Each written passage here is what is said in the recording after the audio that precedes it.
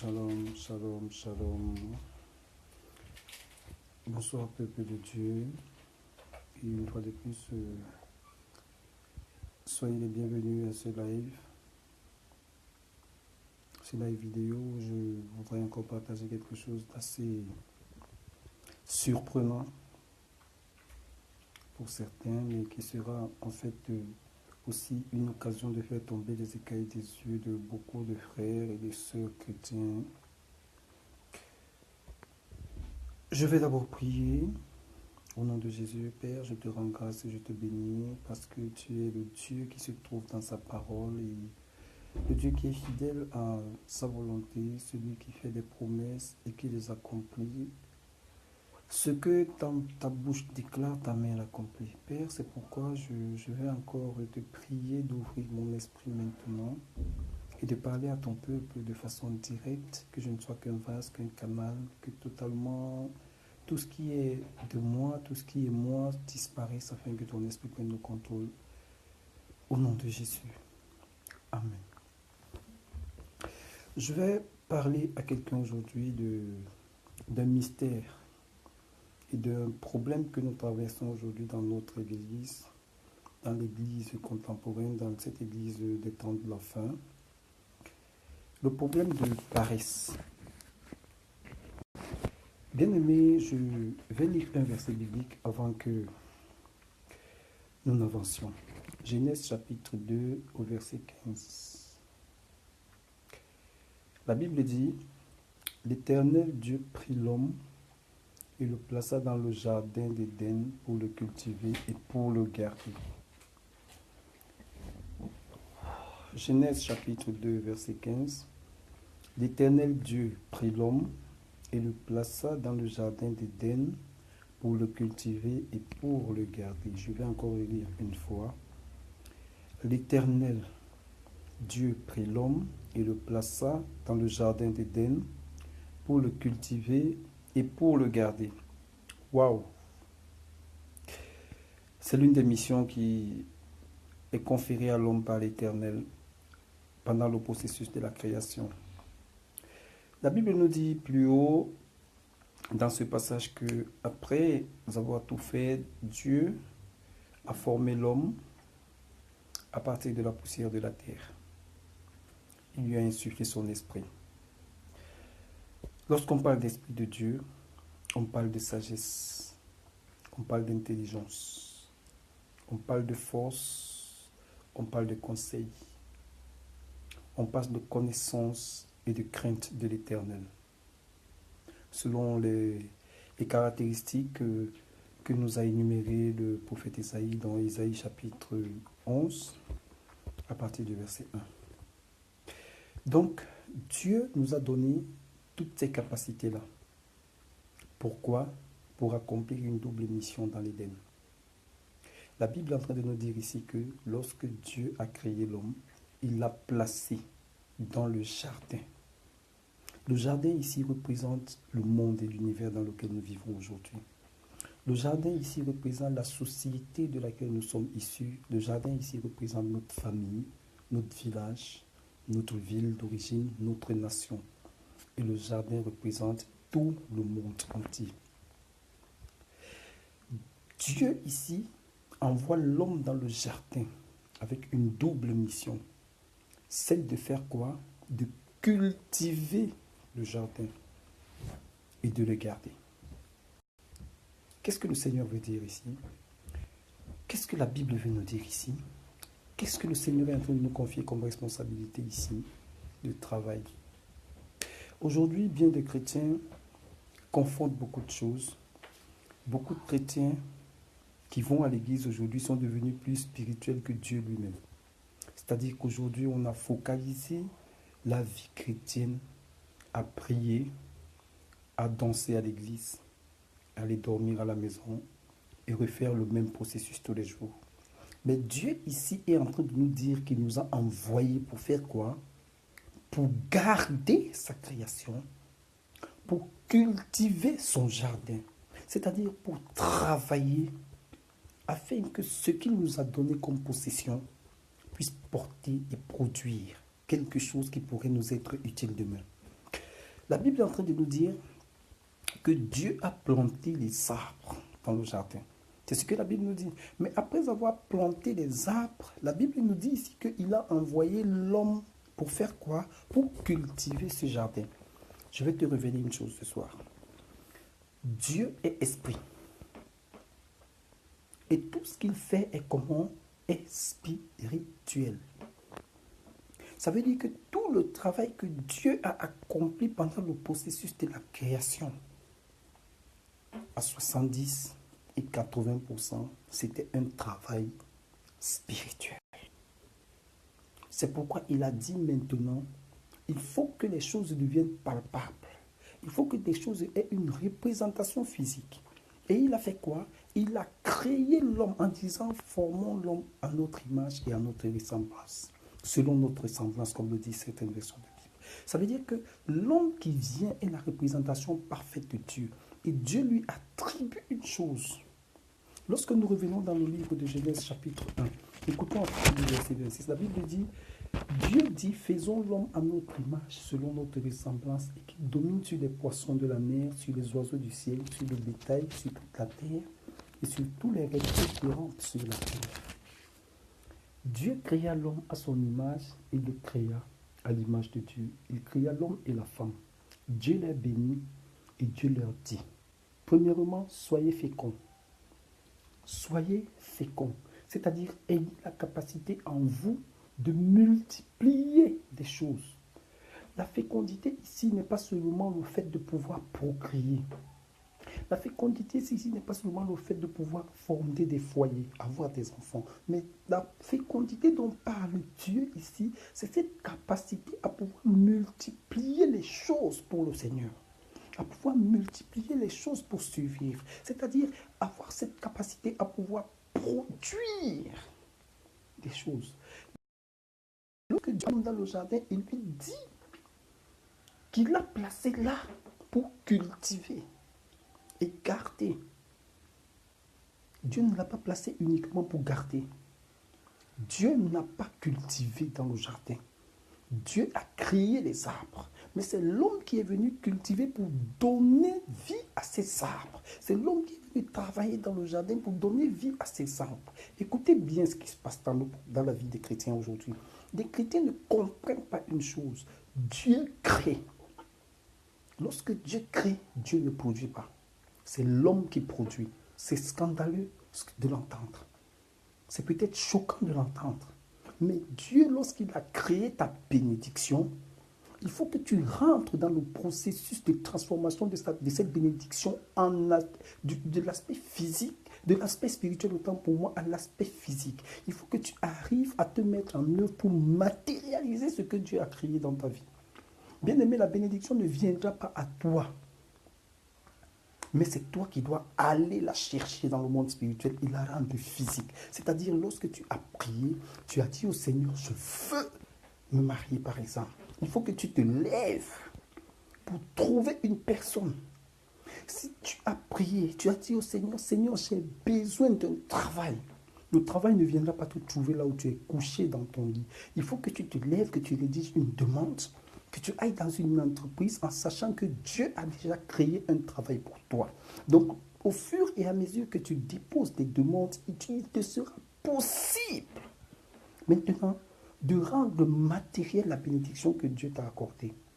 Le travail ne viendra pas te trouver à l'église. Le travail ne viendra pas te trouver dans tes moments de prière. Mais le travail viendra, tu rencontreras ce travail en te rendant actif dans la société. C'est-à-dire en te levant le matin pour aller chercher là où on peut trouver du travail. On ne trouve pas de travail à l'église. On trouve le travail dans des entreprises. Aïe, aïe, aïe, aïe, aïe, aïe. Jésus disait, vous n'êtes pas de ce monde, mais vous êtes dans le monde. Donc tout se trouve dans le monde. Bien que nous soyons citoyens du ciel, il faut qu'on sache que notre bénédiction se trouve dans le monde. Qu'est-ce que le Seigneur dit dans le livre d'Ésaïe chapitre 61? Il dit, tu suceras le lait des nations. Qu'est-ce que Jésus a appelé les nations? Les nations, c'est les païens. Les nations, c'est le monde. Donc c'est le monde qui détient la bénédiction. C'est dans le monde qu'on trouve la bénédiction des enfants de Dieu. Et à cause de notre paresse, de notre ignorance, aujourd'hui, les hommes du monde, les païens, les infidèles sont en train de jouir des bénédictions dont devraient jouir les enfants de Dieu parce que les enfants de Dieu les ont laissés à leur portée. Tout le monde aujourd'hui passe des nuits de prière, succession de nuits de prière. Tu pries toute la nuit. Dans la journée, tu dors jusqu'à 18 heures pour repartir prier la nuit. Bien-aimé, ce n'est pas en dormant que Dieu va venir te donner ce que tu cherches là où tu es couché. Dieu a déjà tout donné. Lorsqu'il criait, la Bible dit, il a fini de crier. Lorsqu'il a fini de crier, il a matérialisé en créant l'homme. Lorsqu'il a fini de créer l'homme, la Bible est en train de nous dire ici que il a pris le temps maintenant de former l'homme à partir de la poussière de la terre. Lorsqu'il a fini de former l'homme, la Bible dit qu'il allait le placer à l'intérieur du jardin d'Éden, là où il avait déjà tout conçu sur le plan spirituel. Et maintenant, il a fallu que l'homme se mette à cultiver dans le jardin pour que tout ce que Dieu avait créé prenne forme. Aïe! Bien-aimé, certainement ce que tu es en train d'entendre ce soir est surprenant. Mais dans le jardin d'Éden, lorsque Dieu a fini sa création spirituelle, il a fallu que l'homme travaille pour que les choses que Dieu a conçues puissent devenir physiques. Amen. Donc c'est de même pour toi. Tu pries, Dieu exauce. Mais l'exaucement ne viendra pas te trouver si tu es assis sur ton fauteuil à longueur de journée, si tu es couché sur ton lit à longueur de journée à ronfler, à dire, oh Seigneur, la bénédiction la viendra quand? Elle est là dehors, elle tourne. Tu cherches des solutions à ta vie. Mais la solution est là dans le monde. Le monde a tout ce qui nous appartient. Va dans le monde. Aujourd'hui, les chrétiens sont devenus tellement spirituels qu'ils ont même peur de s'approcher des autres. Mais comment allons-nous les gagner si nous avons peur d'eux? Comment allons-nous les gagner? La Bible dit d'aller faire de toutes les nations. La Bible nous décrit les nations comme étant les peuples païens, ceux-là qui ne connaissent pas Dieu. Mais Jésus nous envoie vers eux. Ça veut dire, et Jésus dit, tu suceras le lait des nations. Ton trésor se trouve où? Au sein des nations. Aujourd'hui, personne d'entre nous ne va douter du fait que nous savons que tous ceux qui sont responsables des entreprises, qui sont chefs d'entreprise, qui sont propriétaires des lieux de travail où nous pouvons aller nous exercer, où nous pouvons aller travailler, ne sont pas forcément des chrétiens. Amen. Il y a parmi eux des rosicruciens, des bouddhistes, des païens, des animistes, des athées et tout le reste. Mais c'est dans cet univers-là que Dieu te demande d'aller chercher du travail. Donc, bien aimé, il ne faut pas que tu te focalises à te dire que non, j'ai appris que dans cette entreprise, c'est un rosicrucien qui est à la tête de l'entreprise, mais moi, je ne peux pas aller travailler. Mais tu vas mourir pauvre, chrétien. C'est que tu n'as pas compris Dieu. Dieu ne tient pas compte de l'identité des hommes. Mais Dieu recherche dans le monde ce qui est important pour ta vie. La Bible est en train de nous dire ici aujourd'hui que l'Éternel Dieu a pris l'homme et l'a placé dans le jardin pour cultiver le jardin. Bien-aimé, il faut travailler. Si tu veux t'en sortir dans la vie, travaille, bosse. Il n'y a pas plus paresseux dans le monde aujourd'hui que les chrétiens. On se limite à prier, on jeûne, on pleure, on fournit toute forme d'effort sur le plan spirituel, on est fidèle à l'église, et après, plus rien. On va se coucher à la maison, on attend la prochaine heure pour le prochain programme de l'église. Mais entre les deux programmes de l'église, qu'est-ce que tu fais de ta vie? Il faut bien que tu sois actif pour que toutes les bénédictions que tu demandes à Dieu dans tes prières et pendant les programmes d'église puissent devenir matérielles. Amen. Il y a une différence entre quoi? Entre créer et former. Dieu a créé, c'est l'homme qui a cultivé. Amen. Mais lorsque j'ai lu ce verset, j'ai été bouleversé. J'ai demandé au Seigneur, mais qu'est-ce que tu veux me faire comprendre? Le Seigneur m'a dit clairement, non fils, je n'ai rien cultivé à l'Éden. J'ai juste créé les choses. Et l'homme que j'ai placé avait pour responsabilité de ramener les choses spirituelles à l'existence. C'est cette responsabilité que je lui ai donnée. Donc, dans l'Éden, tout ce qui a poussé dans l'Éden est sorti des mains de l'homme. est sorti des mains de l'homme, sous les instructions de Dieu. Dieu lui a juste montré comment utiliser ces choses, comment créer ces choses, comment les rendre matérielles. Le travail que Dieu avait dans le jardin, c'est vérifier simplement si l'homme est en train de respecter les instructions, mais tout le travail qui a été abattu à l'Éden, la Bible est en train de nous dire qu'il a été fait par l'homme. Donc toi aussi, il faut comprendre que dans ton Éden, dans ta vie, dans ton environnement, pour que tu réussisses, après avoir prié, après avoir eu des visions, après avoir eu des songes sur ce que Dieu est en train de faire, il ne faut pas aller t'en coucher. Il faut travailler. Parce que pour que Dieu réalise ses plans dans ta vie, il faut que toi, tu sois actif. Tu es appelé à être chef d'entreprise. Dieu t'a montré que tu seras chef d'entreprise. Tu ne vas pas passer le temps à dire, oh, le Seigneur m'a montré, je serai chef d'entreprise. Crée une entreprise. Confie la mission à Dieu. Confie l'entreprise à Dieu. Avec la main de Dieu, tu atteindras les objectifs. Dieu t'a montré que tu vas parcourir les nations, mais tu ne vas pas te coucher sur ton lit. Il faut bien que tu commences à chercher le moyen par lequel tu parcours. Il faut bien que tu saches pourquoi est-ce que tu vas parcourir les nations. Si tu es appelé à œuvrer pour Dieu, tu ne vas pas œuvrer pour Dieu étant couché dans ton lit. Il faut bien que tu comprennes ce que Dieu te demande de faire. Et en comprenant ce que Dieu te demande de faire, quand tu vas accéder à la pensée de Dieu, il va se charger de t'ouvrir les portes des nations. Tout le monde veut devenir grand, mais personne ne veut souffrir pour y arriver. Bien-aimé, Adam, l'homme parfait, créé par Dieu, Dieu lui dit, ok, il lui dit, je te donne toute herbe porteuse, je te donne ceci, je te donne cela, mais maintenant, va dans le jardin, cultive. Le travail n'a pas commencé après que Adam ait été chassé du jardin. Après que Adam ait été chassé du jardin, Dieu a juste rendu la terre aride pour que l'homme cultive avec beaucoup de peine. Parce que la Bible nous dit qu'au début, il y avait de la vapeur qui sortait de la terre et il y avait deux fleuves, l'Euphrate et l'autre fleuve, le nom m'échappe. Attendez, on va trouver dans la Bible rapidement. La Bible nous dit qu'il y avait le moyen par lequel Dieu arrosait. C'était ça. C'était ça. Donc, attendez, je vais un peu lire, je vais lire le passage pour qu'on comprenne comment Dieu aidait l'homme à faciliter les choses, pour que l'homme, le jardin, soit entretenu. La Bible dit, ok, lorsque Dieu fit, Genèse chapitre 2, verset 5, je vais commencer à lire, lorsque l'Éternel Dieu fit une terre et des cieux, aucun arbuste des champs n'était encore sur la terre. Vous voyez, aucun n'était encore sur la terre. Aucune herbe des champs ne germait encore. Vous comprenez? Donc Dieu, après la création, la Bible nous dit que rien n'était sur la terre, mais Dieu avait déjà tout créé. C'est un mystère. Ça veut dire que c'était encore sur le plan spirituel. Il fallait aller chercher. La Bible avait fini de créer. Pourtant, on nous parle ici de la création de ces arbres. La Bible nous dit ici que, quelque part, la Bible dit, puis Dieu dit que la terre produise de la verdure, de l'herbe portant de la semence. La terre produisit de la verdure. Mais plus loin, la Bible est en train de nous dire que lorsque l'Éternel Dieu fit une terre et des cieux, aucun arbuste des champs n'était là. Vous ne comprenez pas que c'est bizarre? Donc tout avait été conçu sur le plan spirituel. Mais sur le plan physique, rien n'existait. Amen.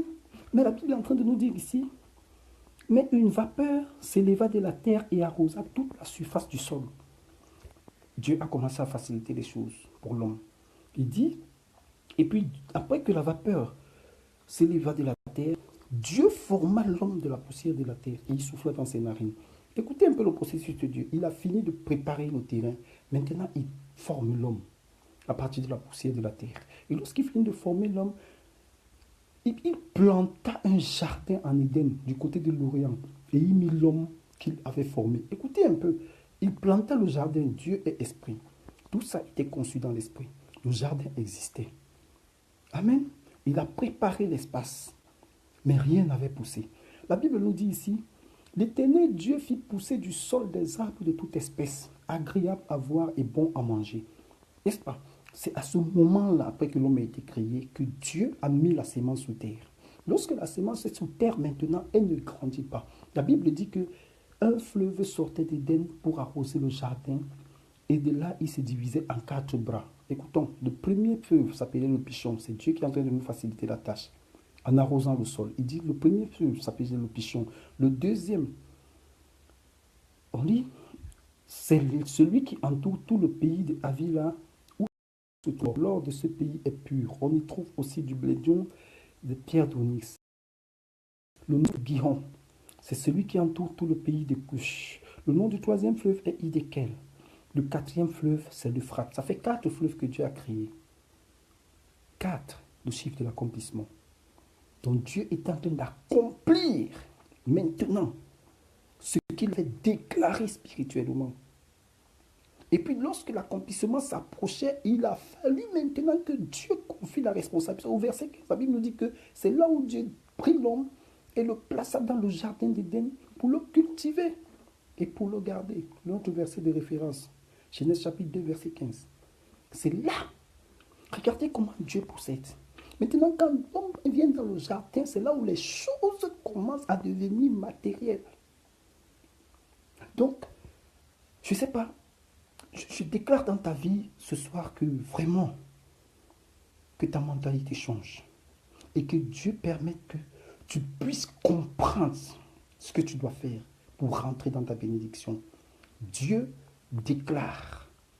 Mais Dieu amène à l'existence sur le plan spirituel et te donne le pouvoir et la capacité de rendre physique cette déclaration. Donc à partir du moment où tu commences à avoir des visions et des songes, sache que Dieu a fini son travail. Amen. Dieu a fini son travail à partir du moment où tu commences à avoir des visions et des songes. C'est à toi de te lever maintenant pour rendre concret tout ce que Dieu t'a montré. Tant que tu ne vas pas te lever, Dieu t'aura montré tout ce qu'il a préparé pour ta vie, mais tu ne vas rien toucher, rien contempler parce que tu es dominé et influencé par la paresse. Parce que tu as laissé la paresse prendre le contrôle de ta vie. Parce que tu as laissé la facilité t'influencer. Dieu ne fait rien dans la facilité. Même Jésus, pour rentrer dans la gloire, bien aimé, j'ai lu un verset biblique qui me dit qu'à un moment donné, Jésus a dit, si cette gloire même, je pouvais contourner ce qui va arriver avant la gloire, Seigneur, mais après il a dit au Seigneur que ta volonté se fasse. Vous savez pourquoi il a dit? Il lui a dit que ta volonté se fasse parce que ce par quoi Jésus devait passer pour atteindre l'objectif était tellement dur. Et c'est ça notre problème des chrétiens. Aujourd'hui, les chrétiens ne veulent pas traverser le calvaire pour rentrer dans la gloire. C'est-à-dire, je ne parle pas du calvaire sur le plan spirituel, mais je parle du calvaire sur le plan physique. C'est-à-dire qu'on ne veut pas travailler pour s'enrichir, mais on veut s'enrichir sur un coup de baguette magique. Dieu n'est pas un magicien. Dieu est Dieu et il a des principes. Aujourd'hui, tous les chrétiens veulent s'enrichir sur un clin d'œil. On rêve, on rêve, on rêve. Après un moment donné, on s'imagine que tout viendra comme ça, sans effort. Il faut travailler, mon frère. Il faut bosser. Il faut te sacrifier. Il faut te saigner. Il faut souffrir. Il faut qu'on t'humilie. Il faut qu'on t'insulte. Il faut qu'on te gronde. Il faut que tu sois soumis à tes supérieurs. La Bible dit que Jésus s'est humilié jusqu'à la mort sur la croix. C'est alors que Dieu lui a donné le nom au-dessus de tous les noms. Bien-aimé, tu veux rentrer dans les promesses de Dieu, il faut que tu sois humilié. Il faut que tu souffres. Il faut que tu travailles. Que tu te saignes. Que tu marches maintenant en demandant au Seigneur, montre-moi où je dois marcher. C'est alors que la gloire viendra à toi. C'est alors que la prospérité viendra à toi. Aujourd'hui, beaucoup de nos sœurs et de nos frères veulent se marier, mais personne ne veut accepter le prix à payer pour être marié. On veut la femme parfaite, je ne sais même pas si elle existe. On veut l'homme parfait, mais je ne pense pas qu'il y ait un homme parfait. C'est-à-dire, on s'est conçu un homme dans son esprit. Mais ma soeur, mon frère, il faut savoir que tu peux transformer la personne que tu rencontres sur ton chemin et lui donner l'image que tu recherches. C'est alors que tu auras un mariage parfait. Amen. Et tu peux le faire en demandant à Dieu son soutien. Tu peux arriver quelque part où on te prend, on te fait asseoir comme planton dans une entreprise, mais tes compétences te font arriver au sommet de l'entreprise avec des années.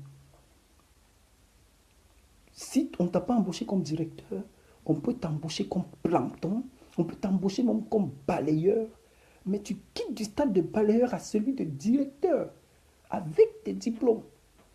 Parce que lorsque tes compétences vont commencer à crier en ta faveur, Dieu interviendra en son temps et tu vas rentrer dans les promesses. C'est ce qui est arrivé avec Éden. C'est ce qui est arrivé à l'Éden. C'est ce qui est arrivé avec Adam. La Bible dit que Dieu a mis tout à la disposition d'Adam et lui a dit maintenant il faut que tu travailles. Pendant que tu seras en train de travailler, la bénédiction viendra. L'Éden va croître. Les choses pousseront et grandiront. Mais Dieu a toujours mis une condition. Pour ceux qui disent que Dieu a commencé à donner sa loi à Moïse, je vais encore vous dire ce soir que Dieu a commencé à donner sa loi à Adam. Parce que dès que Dieu a fini de bénir Adam, dès que Dieu a donné la possession de l'Éden à Adam, la première chose qu'il fait, c'est une loi. Il dit, tu ne mangeras pas de l'arbre de la connaissance du bien et du mal. Quand l'on mangera, tu mourras. C'est une loi.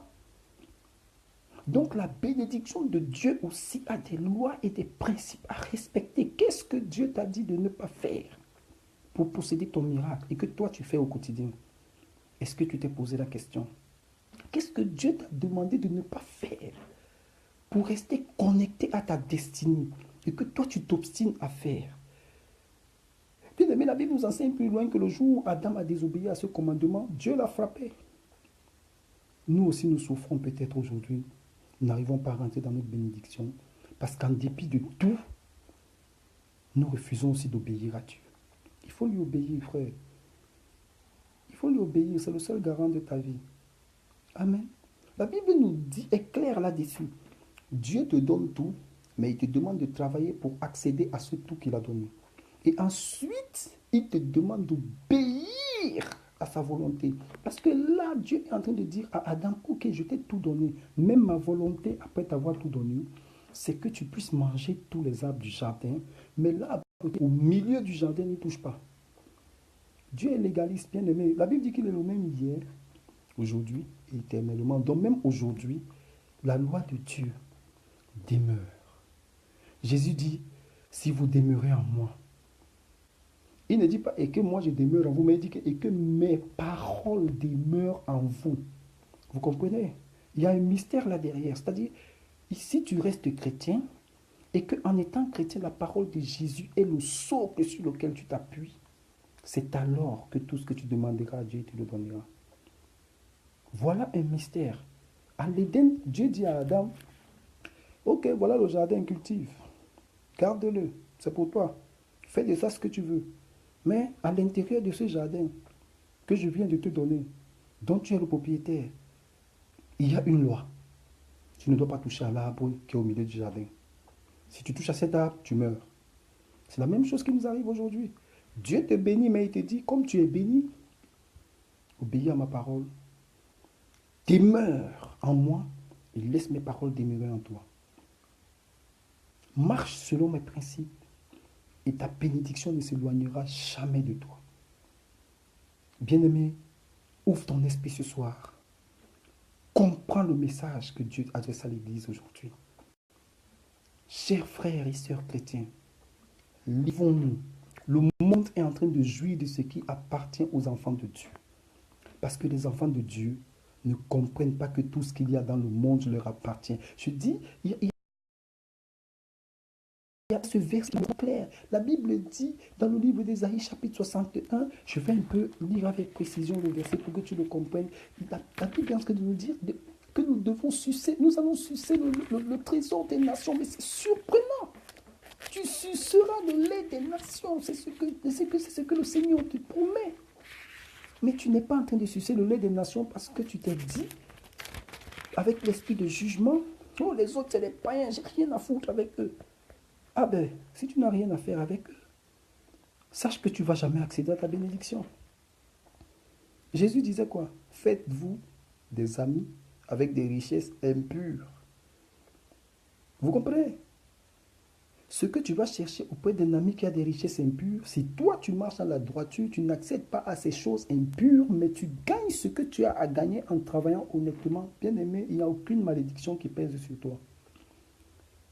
Même si ton patron est trafiquant de drogue, il est, il est criminel, tueur à gage. Si lui te donne ton salaire pour le travail que tu fais chez lui, si tu balayes sa cour tous les jours et que tu es payé en tant que balayeur, crois-moi, ton revenu n'est aucunement impur devant Dieu parce que tu as travaillé pour le gagner. Tout ce que tu dois éviter de faire, c'est de faire comme lui. C'est-à-dire d'aller tuer pour pouvoir gagner. C'est là où le péché s'installe. Mais tant que tu travailles dans l'honnêteté dans sa maison, même si tu conduis sa voiture, tant que toi tu es chauffeur et tu te limites à être chauffeur, tu ne participes pas aux activités malsaines, bien aimé, Dieu te bénit. Dieu dit, faites-vous des amis avec des richesses impures. Il dit, vous sucerez le lait des nations. Dans la Bible, quand on nous parle des nations, on parle de ceux qui ne connaissent pas Dieu.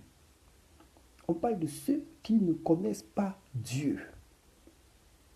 Mais nous, qui disons connaître Dieu, on ne le comprend pas du tout. C'est pourquoi nous souffrons. C'est pourquoi nous misérons. C'est pourquoi nous galérons parce que nous ne savons pas que notre bénédiction se trouve là où nous pensons qu'elle ne se trouve pas. Amen. Amen.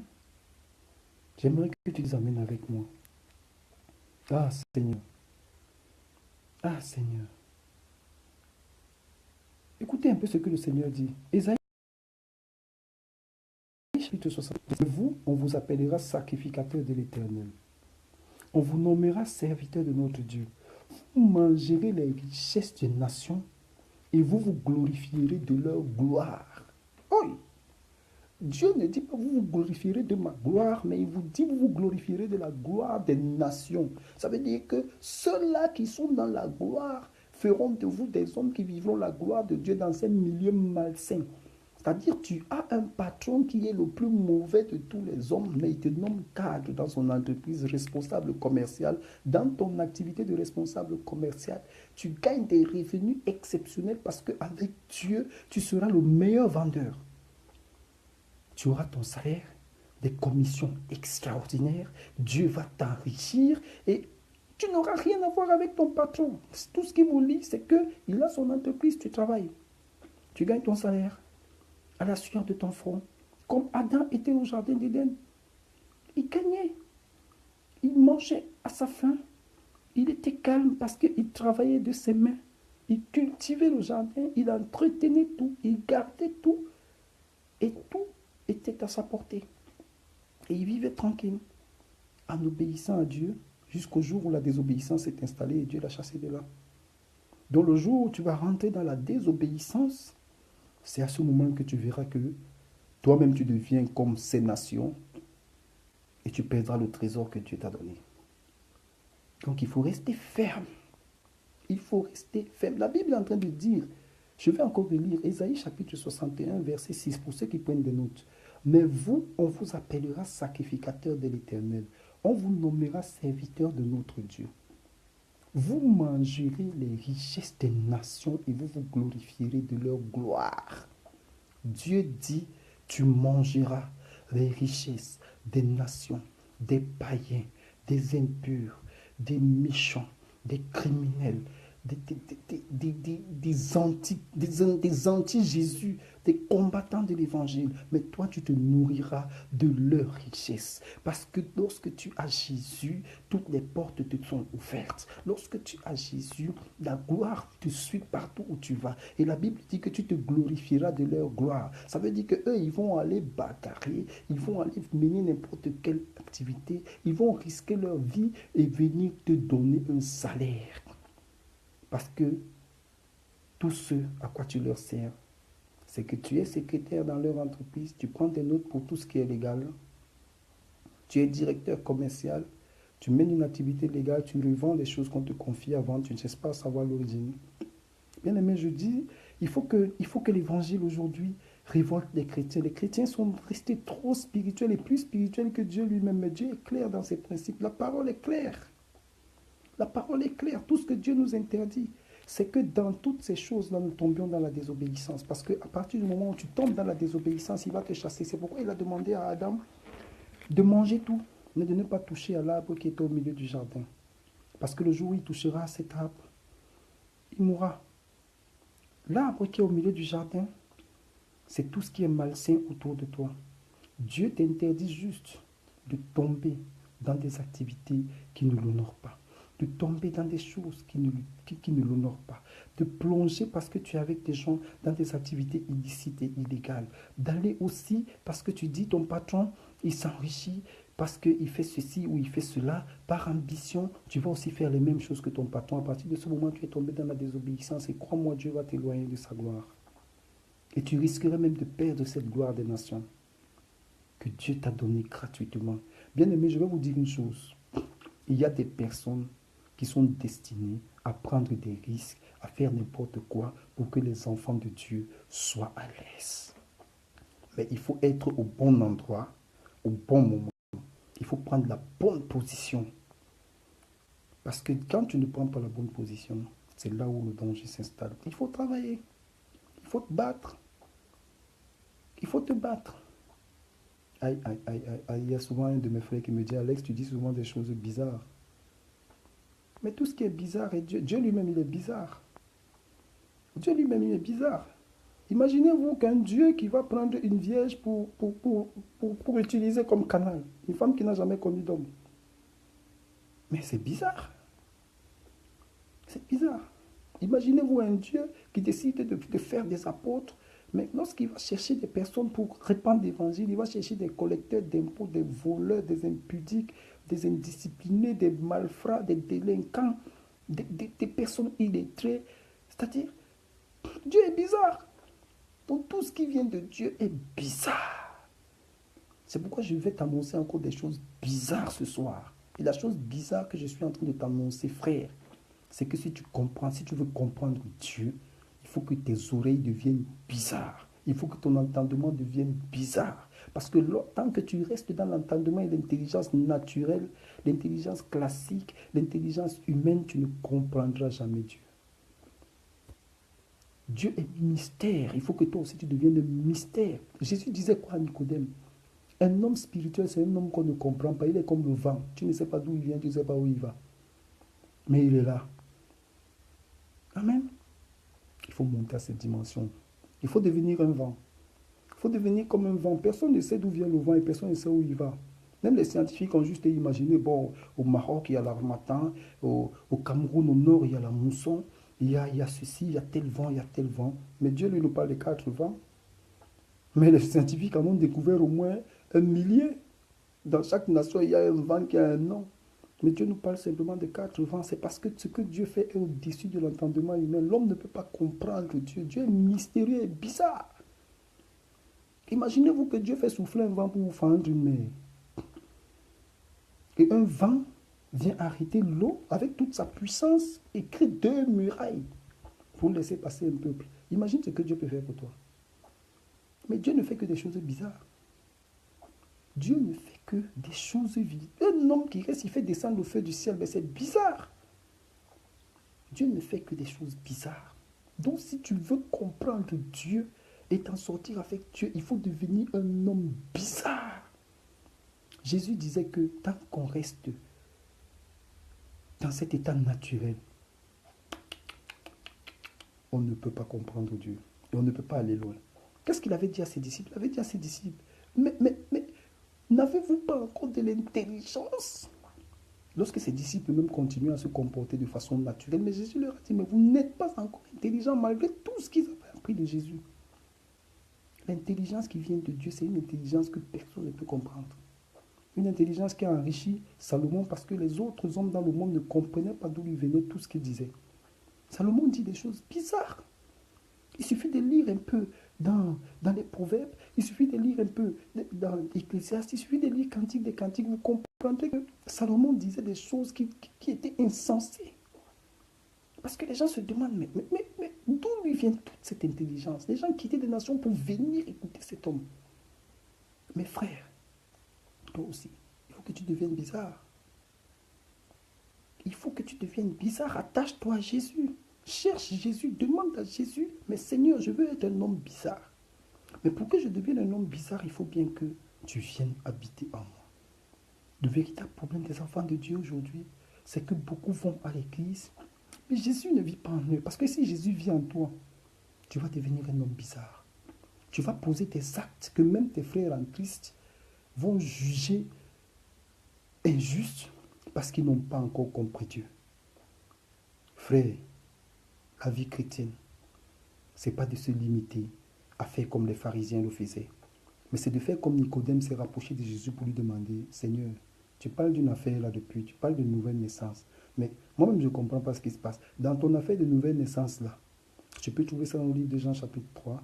Dans ton affaire de nouvelle naissance là, tu nous dis qu'un homme doit être de nouveau. Mais est-ce qu'un homme doit encore aller dans le ventre de sa mère pour que sa mère l'accouche de nouveau? Pourtant, Nicodème était l'un des plus grands docteurs d'Israël à l'époque, c'est-à-dire détenteur de l'écriture à l'époque où Jésus était sur terre. Mais Jésus lui a dit, toi tu étais même le docteur, tu es le docteur d'Israël. Donc Jésus n'a même pas dit, tu es l'un des docteurs. Ça veut dire que Nicodème était le plus intelligent de tous. Mais il n'a pas pu comprendre. Lorsque Jésus lui a dit, il faut naître de nouveau. Il n'a pas pu comprendre. C'est ça, il faut que toi, tu arrives à la dimension de ce Dieu-là, qui n'est que dans des mystères, des choses bizarres. Il faut pas qu'on te, si on te comprend encore, tu n'es pas encore chrétien. Frère, si les hommes te comprennent encore, tu n'es pas encore chrétien. Il faut que les hommes ne te comprennent pas. Il faut que même dans l'église, même d'autres serviteurs de Dieu ou d'autres frères en Christ te regardent, ils ne te comprennent pas.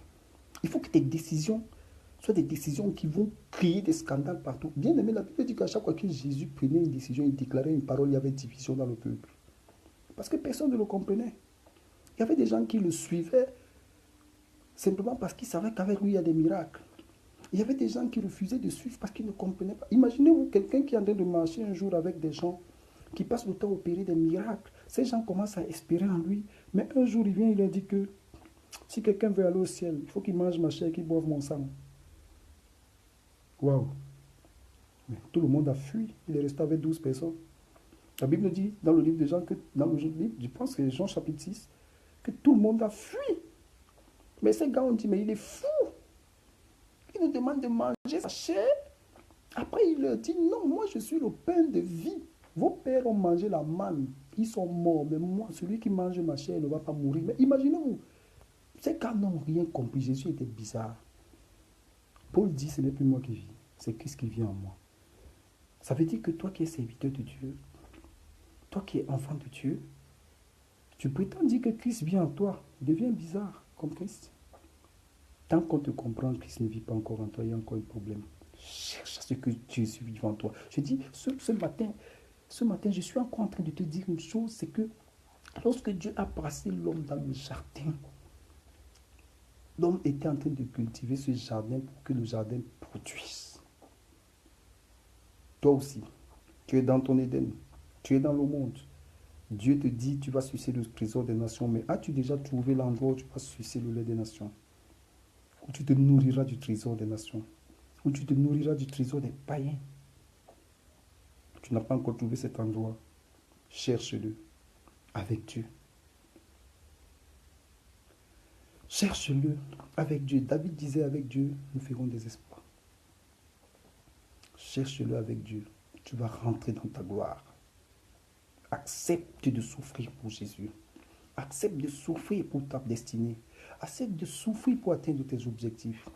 N'attends pas que les choses viennent à toi, mais va les chercher là où elles se trouvent.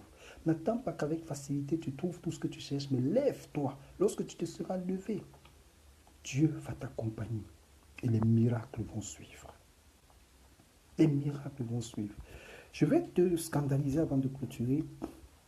La Bible dit, voici les miracles qui accompagneront ceux qui auront cru. La Bible n'a pas dit, voici les miracles qui resteront à côté de ceux qui auront cru. Ou alors qui vont se coucher avec ceux qui auront cru. Ou alors qui vont rester dans la maison avec ceux qui auront cru. Mais la Bible dit, des miracles qui accompagneront ceux qui auront cru. Ça veut dire que des miracles accompagnent une personne qui est en mouvement. Amen. Le miracle accompagne une personne qui est en mouvement. Une personne qui bouge. une personne qui se lève, une personne qui marche, une personne qui cherche. Et Jésus dit, cherchez et vous trouverez. Frappez et on vous ouvrira. Voilà ce que Jésus dit. Il dit, cherchez et vous trouverez. Il n'a pas dit, bon, asseyez-vous, vous attendez, ça viendra vous trouver. Non, vous devez aller chercher le miracle. Le miracle se trouve quelque part. Les païens sont en train de jouir de ton miracle. Les nations sont en train de jouir de ton miracle. Le monde est en train de jouir de ton miracle. Va le chercher dans le monde. Va le chercher vers les païens. Va le chercher dans les nations. Et Dieu va te l'accorder. Dieu va te l'accorder. Parce que ce qui t'appartient, qui est entre leurs mains, la Bible dit que Dieu va le prendre pour venir le déposer entre tes mains. Oh, yo, yo, yo, yo, yo, yo, yo. Il dit dans le livre d'Ésaïe, je dirai au septentrion, donc, et au midi, ne retiens pas. Amen. Lorsqu'il parle du septentrion et du midi, il parle des nations. Il parle des païens. Il parle de ceux qui sont détenteurs de tes bénédictions en ce moment. Si tu élèves pour aller les chercher, Dieu va leur dire, donnez-lui. Ne retenez pas. Remettez-lui parce que c'est à lui ce que vous avez. Demande la direction du Seigneur. Demande l'orientation du Seigneur. Obéis à sa parole. Cherche Jésus. Attache-toi à Jésus et lève-toi pour le combat. Lève-toi, bats-toi, travaille, bosse. Là-dedans, il y a un trésor qui est la gloire que Dieu t'a réservée, qui est la destinée que Dieu t'a réservée. Et Dieu te bénira. Cesse chrétien de te focaliser à prier. Je ne t'ai pas dit de ne plus prier. Il faut même redoubler d'ardeur dans la prière parce que Jésus a dit de prier sans cesse. Jésus a dit de prier, de veiller, de prier pour ne pas tomber. Et Paul de répéter, prier sans cesse. Ça veut dire qu'il faut demeurer dans la prière, mais en priant, ce que tu demandes à Dieu, va le chercher en demandant la direction à Dieu où tu vas trouver ce que tu lui as demandé. Et tu le trouveras. Puisque lui-même il dit, cherchez et vous trouverez. Cherchez et vous trouverez. Si tu dors, tu n'auras rien. Si tu te lèves, Dieu te bénira. Si tu cherches, tu vas trouver. Si tu cultives ton jardin, tout produira. Dieu dit, si tu vas fouiller dans les nations ce qui t'a été volé, il dit, tu suceras du lait des nations. Ça veut dire qu'eux, ils auront travaillé pour ramener auprès de toi. Et Dieu va leur dire, donne. Ne retenez plus. Et tu seras heureux. Je prie pour toi ce soir que vraiment la bénédiction qui est cachée quelque part, que tu puisses la localiser, que Dieu t'oriente vers ta bénédiction, vers la clé de ta destinée, malgré les obstacles, malgré les persécutions. Jésus disait, vous aurez des persécutions, sur la terre, vous connaîtrez des tribulations, mais soyez en paix parce que j'ai vaincu le monde. Donc dans tout ce que vous allez parcourir comme difficulté, sachez une chose, Jésus a vaincu pour vous.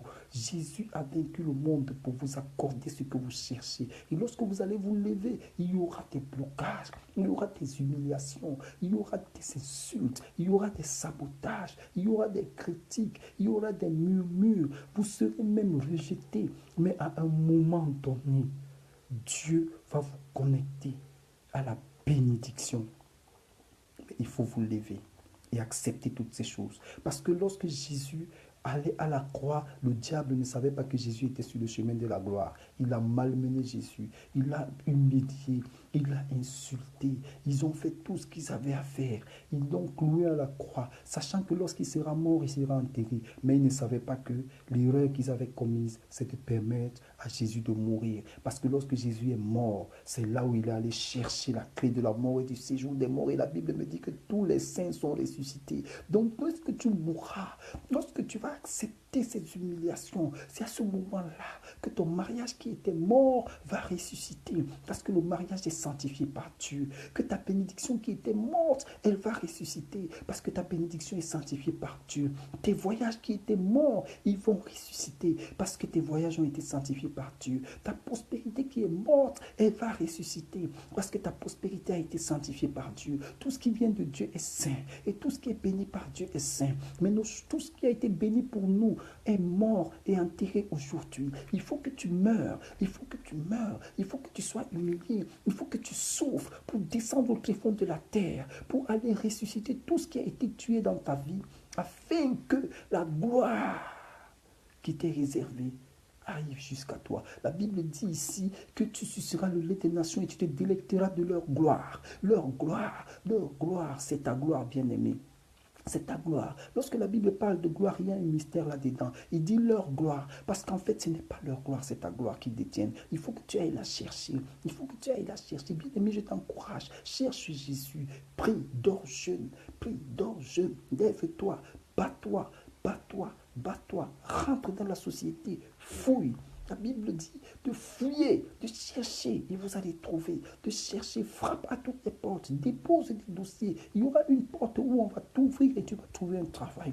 Cherche, bats-toi, humilie-toi, sanctifie-toi, change de vie. Essaye de t'attacher à l'église, essaye de t'attacher à Jésus. Mais dans ta marche chrétienne, n'oublie pas d'aller cultiver. N'oublie pas d'aller dans l'Éden pour cultiver. Bien aimé, si tu veux travailler, prends des dossiers faciles. Si tu n'as pas été à l'école et que tu cherches des possibilités pour t'en sortir, deviens même cultivateur, Dieu bénira. Deviens même commerçant, Dieu bénira. Cherche même à être gardien de nuit quelque part, Dieu bénira. Cherche même à être portier dans un lycée, Dieu bénira. Cherche à être planton dans une entreprise, n'aie pas honte, Dieu bénira. Cherche des voies et moyens pour pouvoir trouver une solution à ta vie, Dieu bénira. Parce que lorsque Adam s'est mis à cultiver, Dieu a béni. Et la Bible dit que l'Éden a produit jusqu'au jour où l'erreur a été commise.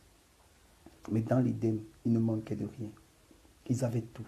Parce qu'ils se sont mis à travailler et ils obéissaient à Dieu. Obéis au Seigneur. Prie avec moi ce soir, Seigneur, brise la désobéissance dans ma vie. Brise l'incrédulité dans ma vie. Fortifie-moi. Donne-moi la capacité de supporter les humiliations, les persécutions. Donne-moi la capacité de supporter les moqueries. Et permets que je puisse accéder à la gloire que détiennent les nations. À ma gloire que détiennent encore les nations. À mon trésor que détiennent encore les nations. À ma destinée qui est quelque part dans les nations. Père, je te prie de me connecter maintenant. De me donner la capacité d'atteindre mes objectifs. Délie-moi, Seigneur. Libère-moi de la paresse. Et donne-moi la force, le courage, la détermination pour aller jusqu'au bout de mes efforts. Au nom de Yehoshua. Je prie pour toi ce soir. Que Dieu fasse le miracle. Que Dieu fasse le miracle. Que Dieu fasse le miracle. Que Dieu fasse le miracle. Au nom de Yehoshua. Sois béni. Au nom de Jésus. Shalom, shalom, shalom. Amen.